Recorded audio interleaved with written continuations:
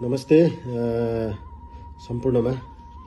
आज म यहाँहरु समक्ष एउटा सानो लेख लिएर प्रस्तुत भएको छु। लेखको शीर्षक छ विरोधीहरुको साम्पाङ। अवश्य नै यहाँहरुले चिन्नु भएकै चिरपरिचित नाम नै हुन सक्छ। त्यसैले उनै हर्क साम्पाङ प्रति समर्पित गर्दै यो मेरो लेखलाई वाचन गर्न अनुमति माग्दछु। यसरी सुरु हुन्छ हर्क साम्पाङ। देशद्रोही र भ्रष्टाचारीहरूको विरोधी हो हर्क साम्पाङ। देशद्रोही र भ्रष्टाचारीहरूको विरोधी हो हर्क साम्पाङ।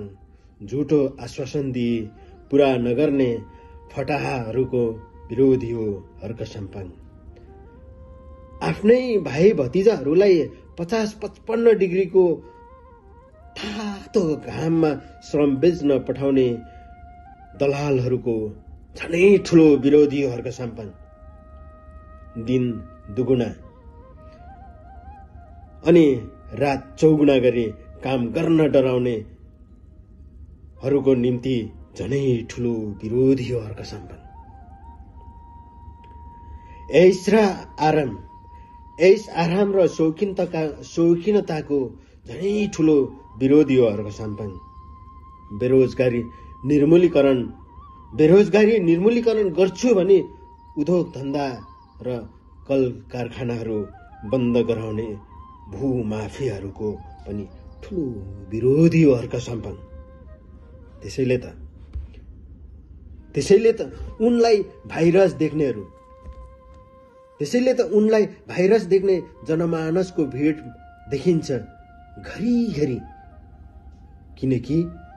किनकि झोले र टिके अभिभारा बोकी हिँड्नेहरूको झनै ठुलो विरोधी हो हर्क साम्पाङ। यसरी जन्मे धरानमा हर्क साम्पाङ। दिन दहाडै नेपाल आमाको छातीमा लात हानी पराईलाई मेरो अन्नदाता पिता हौ तिमी भनी लम्पसार परी बिलौना गर्नेहरूको ठुलो विरोधी हो हर्क साम्पाङ। त्यसैले सार्वभौम जनताको समर्थनलाई आफ्नो व्यवसाय बनाउनेहरूको विरोधी हो हर्क साम्पाङ। श्रम गरी देश बन्दैन भन्नेहरूको त कैयौं गुणा ठुलो विरोधी हो हर्क साम्पाङ। त्यसैले त आज वर्षौंदेखि काका कुल्झै बसेका धराने जनताहरूलाई पानी खुवाउन सफल बनेको छ हर्क साम्पाङ। र नै त एक श्रमिकको मेयर श्रमजीवी मेयर उपमाले पनि विश्व सामु चिनिएका छ हर्क साम्पाङ। त्यसैले त आगामी पुस्ताको लागि आइडल हो हर्क साम्पाङ।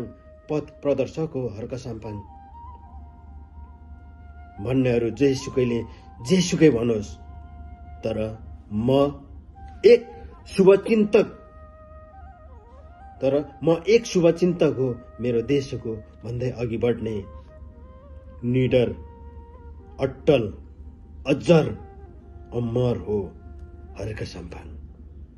एक देशभक्ति नेता हो हर्क साम्पाङ। त्यसैले उहाँलाई बधाई दिँदै यो मेरो भनाइहरू, यो मेरो लेखहरू अन्त गर्दछु। धन्यवाद, नमस्कार।